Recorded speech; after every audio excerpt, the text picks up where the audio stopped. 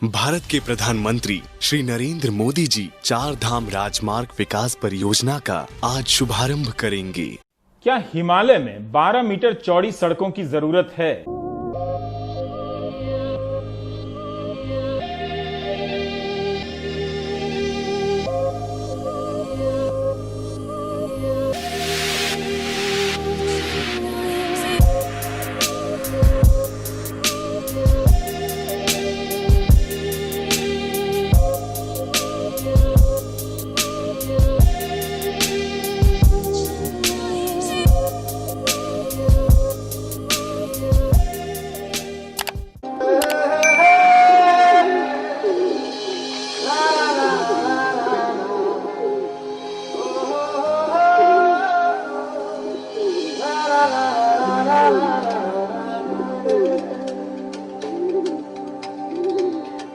नमस्कार जी। और हम लोग आज आ गए हैं यहाँ पर कर्णप्रयाग में।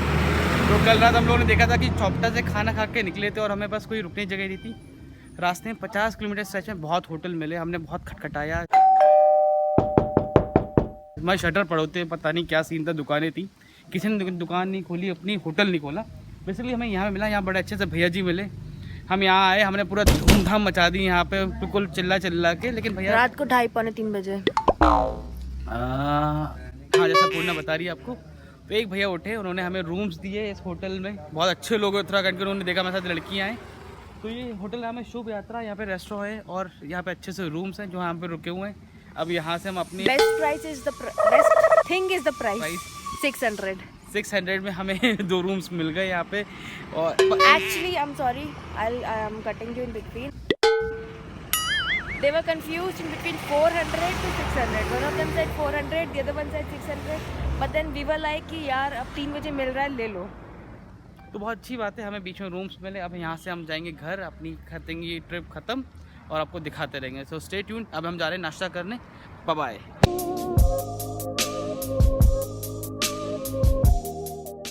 हम लोग रात को हंट के लिए निकले अपने होटल के लिए।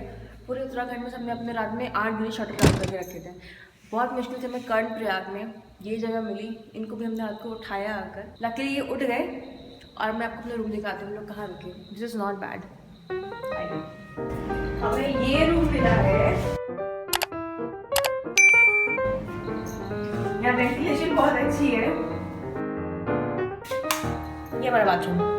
बस गेस व्हाट, हमको ये रूम कितने का मिला? सोचो, हमने आधी रात में आदमी को उठाया, उसने हमें ये रूम दिया सिर्फ और सिर्फ 600 रुपये का। तो बड़ी बात है कि हमको यहाँ पे रात को सोने के लिए मिल गया। हमें कहीं पे कोई जगह ही नहीं मिल रही थी। हम लोग कितना रात को आगे बढ़ते जाते फाइनली हमें कोई जगह मिल गई। आप लोग भी यहाँ पे आ सकते हैं। हम लोग फाइनली निकल रहे हैं होटल शुभ यात्रा से। हमें यहाँ पे बहुत अच्छे भैया मिले, भानु भैया। ये कार्ड है इनका, ये नंबर है, मैं नीचे फ्लैश भी कर दूँगा। होटल शुभ यात्रा। अगर आप हमारी तरह कभी रात में या दिन में कभी भी भटको, इस रास्ते जाओ, इनके पास आओ। परफेक्ट हॉस्पिटैलिटी, परफेक्ट जगह है, परफेक्ट चीज़ है।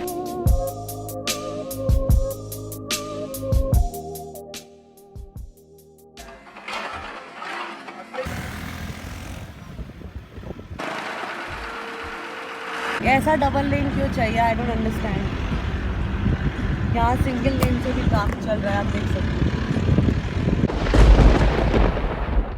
भारत के प्रधानमंत्री श्री नरेंद्र मोदी जी 4 धाम राजमार्ग विकास परियोजना का आज शुभारंभ करेंगे।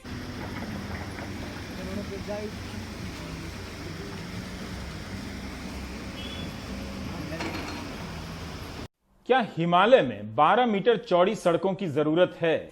उत्तराखंड राज्य के हिम शिखरों में बसे 4 धाम केदारनाथ, बद्रीनाथ, गंगोत्री, यमुनोत्री के मार्गों ने भूस्खलन, सिंकिंग जोन, अंधे मोड़ आदि दुर्घटनामय सैकड़ों स्थलों के कई आघातों से गुजरते हुए पगडंडियों से सड़कों तक का सफर तय किया है। प्रत्येक वर्ष लाखों की संख्या में तीर्थयात्री और देशी विदेशी पर्यटक 4 धाम एवं सिखों के पवित्र तीर्थ स्थल हेमकुंड साहिब, फूलों की घाटी और औली में एडवेंचर खेलों के लिए उत्तराखंड की यात्रा करती हैं। इस यात्रा में उन्हें तमाम मुश्किलों का सामना करना पड़ता है। बारिश के मौसम में ये यात्राएं और दुर्गम एवं दुष्कर हो जाती है। उत्तराखंड में 4 धाम हाईवे को चौड़ा करने की परियोजना के दौरान यह सवाल बार बार उठा। भूमि अधिग्रहण और प्रभावित लोगों का पुनर्वास भी इस प्रोजेक्ट का हिस्सा है। हजारों युवाओं को रोजगार, चीन से सटी भारतीय सीमा को सुरक्षा। 4 धाम राजमार्ग विकास परियोजना उत्तराखंड राज्य की आर्थिक एवं सामाजिक उन्नति तथा पहाड़ी क्षेत्रों के विकास में मील का पत्थर साबित होगी। The faster the pilgrimage, the less people stop en route, and they don't contribute anything to the local economies. They don't stay at chattis. They don't eat at the dhabas. Locally, I do not think it is going to contribute anything at all, other than a carbon footprint for the community. Highway को 12 metre चौड़ा करने के लिए करीब 900 kilometre इलाके में पहाड़ों को बेतरतीब काटा जा रहा था, काटा भी गया।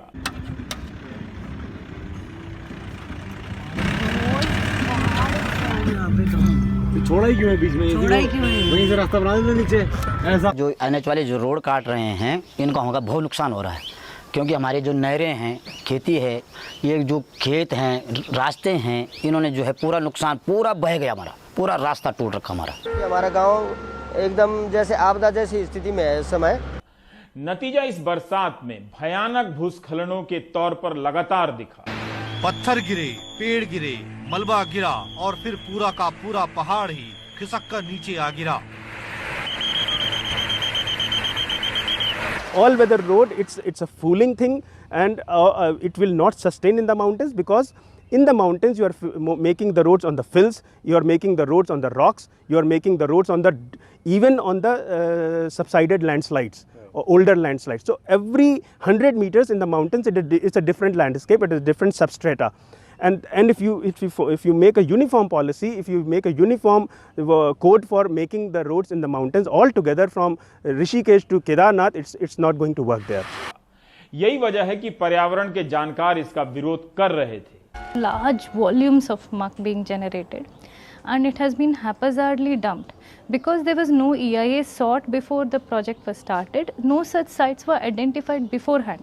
Now boards are being put up wherever the muck was dumped, saying these are muck dumping sites. There is rules which specify that in the mountains the road can be at maximum 8.8 meters wide with a shoulder 9.8 meters. In many places the road has been cut up to 30 meters. Okay, it's not going to last. इस मामले में high powered committee की एक report के बाद supreme court ने फैसला दिया है कि 4 धाम हाईवे के लिए 12 मीटर चौड़ी सड़कें नहीं बनेंगी, बल्कि 5.5 मीटर चौड़ी सड़कें ही बनेंगी। सड़कों को चौड़ा करने के लिए जहां जहां पेड़ों का अंधाधुंध कटान हुआ है, उसकी भरपाई के लिए भी वृक्षारोपण करना पड़ेगा। सुप्रीम कोर्ट ने अपनी बनाई एक हाई पावर्ड कमेटी के अल्पमत में रहे 5 सदस्यों की वैज्ञानिक रिपोर्ट के आधार पर यह फैसला दिया।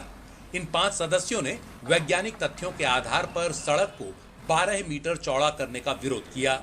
यही नहीं, इस मामले में सड़क परिवहन मंत्रालय के 2018 के एक सर्कुलर का भी हवाला दिया गया, जिसमें पहाड़ों में सड़कों को सिर्फ 5.5 मीटर चौड़ा रखने की बात है। इसके बावजूद सड़क परिवहन मंत्रालय 2012 के अपने पुराने सर्कुलर के आधार पर ही काम करता रहा। सुप्रीम कोर्ट ने अब 2018 के सर्कुलर को ही लागू करने का आदेश दिया है।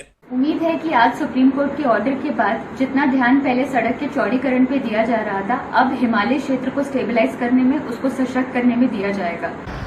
गाइस, तो आपने देखा होगा कि यहाँ पे एक ऑल वेदर रोड बननी है बद्रीनाथ और केदारनाथ के लिए। अच्छी बात है, रोड्स बननी चाहिए, इंफ्रास्ट्रक्चर बनना चाहिए। पर एक चीज़ देखिए ना, मत बुरा लगा कि इंफ्रास्ट्रक्चर जो हमारा नेचर है उसको बहुत डैमेज किया जा रहा है। लाइक जैसे वो पहाड़ खुदे हुए दिखाई दे रहे हैं, सारे पहाड़ों की मिट्टी इस नदी में नीचे आई हुई है।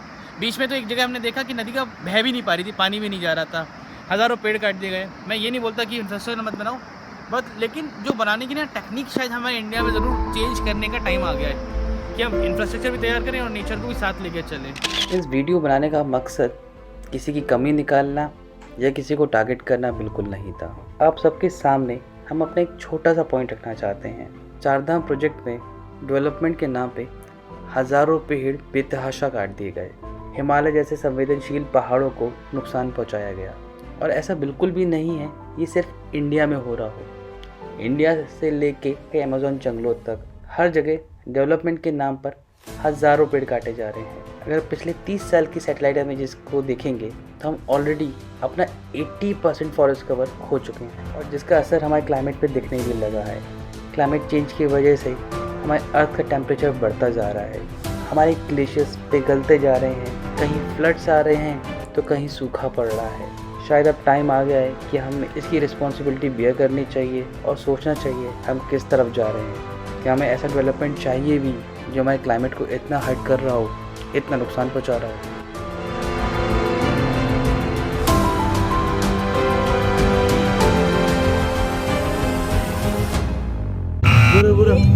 को बच्चा भाई साहब मिलते डॉट